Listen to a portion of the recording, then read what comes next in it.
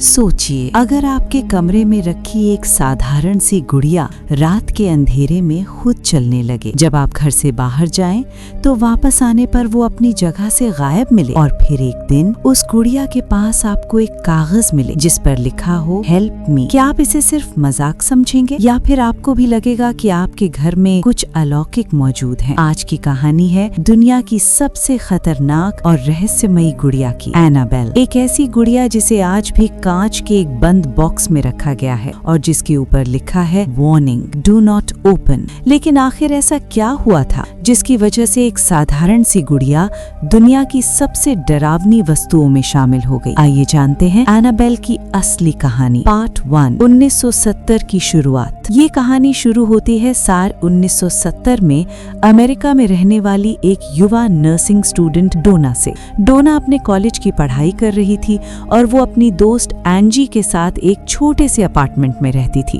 डोना की माँ एक दिन उसके लिए एक खास गिफ्ट लेकर आई। वो गिफ्ट थी एक पुरानी कपड़े की गुड़िया। ये गुड़िया दिखने में बहुत साधारण थी, लाल बाल, सफेद चेहरा और मुस्कुराता हुआ चेहरा। ये एक रैगेडी एन डॉल थी। डोना को वो गुड़िया बहुत प्यारी लगी और उसने उसे अपने कमरे में रख लिया। लेकिन उसे बिल्कुल अंदाजा नहीं था कि ये गुड़िया उसकी जिंदगी की सबसे डरावनी घटना बनने वाली है। पार्ट 2, अजीब घटनाओं की शुरुआत में सब कुछ सामान्य था, लेकिन कुछ ही दिनों बाद डोना और उसकी रूममेट ने एक अजीब चीज नोटिस की। जब भी वे दोनों घर से बाहर जाती और वापस लौटती तो गुड़िया अपनी जगह से हटी हुई मिलती। कभी वो सोफे पर बैठी होती जबकि उसे बेड पर रखा गया था, कभी वो कमरे के दूसरे कोने में मिलती। पहले उन्होंने सोचा शायद वे भूल रही होंगी कि उन्होंने गुड़िया को कहाँ रखा था, लेकिन फिर ये घटना बार बार होने लगी। एक दिन उन्होंने गुड़िया को अपने कमरे में बेड पर रखा। जब वे वापस लौटी तो गुड़िया लिविंग रूम में बैठी हुई थी। अब उन्हें समझ नहीं आ रहा था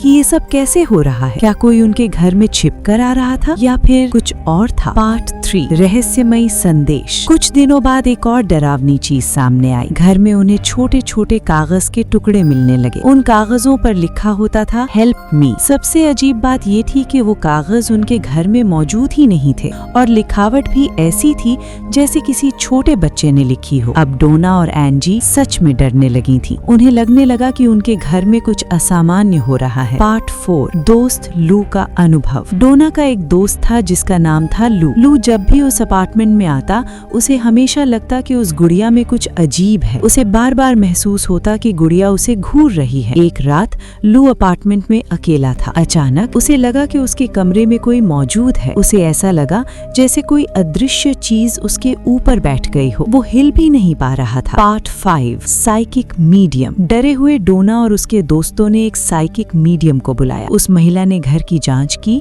और एक चौंकाने वाली बात बताई। उसने कहा कि इस गुड़िया में एक छोटी बच्ची की आत्मा है जिसका नाम था एनाबेल हिगिंस। कहा जाता है कि कई साल पहले इस जगह पर एक बच्ची की मौत हुई थी। उसकी आत्मा इस गुड़िया में बस गई थी और वो सिर्फ प्यार और ध्यान चाहती थी। डोना को उस बच्ची पर दया आ गई। उसने गुड़िया को अपने पास रखने का फैसला किया, लेकिन यही उनकी सबसे बड़ी गलती थी और तभी उसे अपने सीने पर तेज दर्द महसूस हुआ। जब उसने अपनी शर्ट उठाई तो उसके शरीर पर गहरे खरोंचों के निशान थे। ऐसा लग रहा था जैसे किसी ने नाखूनों से हमला किया हो। अब ये मजाक नहीं था। पार्ट 6, असली खतरा। कुछ ही समय बाद घटनाएं और खतरनाक हो गईं। अब सिर्फ गुड़िया का हिलना ही नहीं बल्कि घर में चीजें टूटने लगी, दरवाजे अपने आप बंद होने लगे और कई बार अजीब आवाजें सुनाई देती। तभी डोना ने मदद मांगी प्रसिद्ध पैरानॉर्मल इन्वेस्टिगेटर्स एड वॉरेन और लॉरेन वॉरेन से। पार्ट 7, वॉरेन दंपत्ति की जांच। जब वॉरेन दंपत्ति ने जांच शुरू की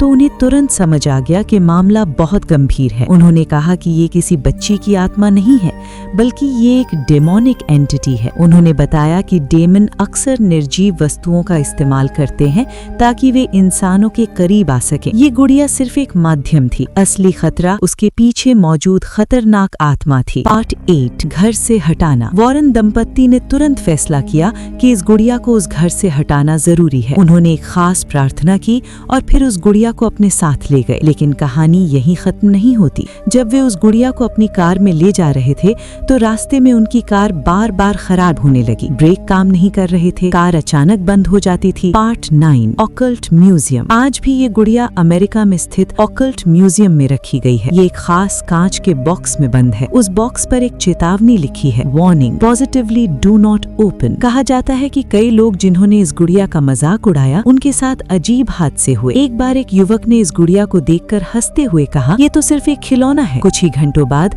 उसका भयानक बाइक एक्सीडेंट हो गया। तब एड वॉरेन ने पवित्र जल छिड़का और प्रार्थना की। इसके बाद ही वे सुरक्षित घर पहुंच पाए। पार्ट 10, हॉलीवुड और एनाबेल। इस डरावनी कहानी ने पूरी दुनिया का ध्यान खींच लिया और बाद में इसी कहानी पर कई हॉरर फिल्में बनी, जैसे एनाबेल और द कंज्यूरिंग। इन फिल्मों ने एनाबेल की कहानी को दुनिया भर में मशहूर कर दिया। तो सवाल ये है, क्या एनाबेल सच में शापित है या फिर ये सिर्फ एक डरावनी कहानी है जो समय के साथ और रहस्यमयी बनती गई? सच जो भी हो, लेकिन एक बात तय है, दुनिया में कुछ ऐसी घटनाएं जरूर होती हैं जिन्हें विज्ञान भी पूरी तरह समझ नहीं पाता, और शायद एनाबेल भी उन्हीं रहस्यों में से एक है। तो अगली बार जब आप किसी पुरानी गुड़िया को देखें तो एक बार जरूर सोचिएगा, क्या ये सच में सिर्फ एक खिलौना है या फिर कुछ और?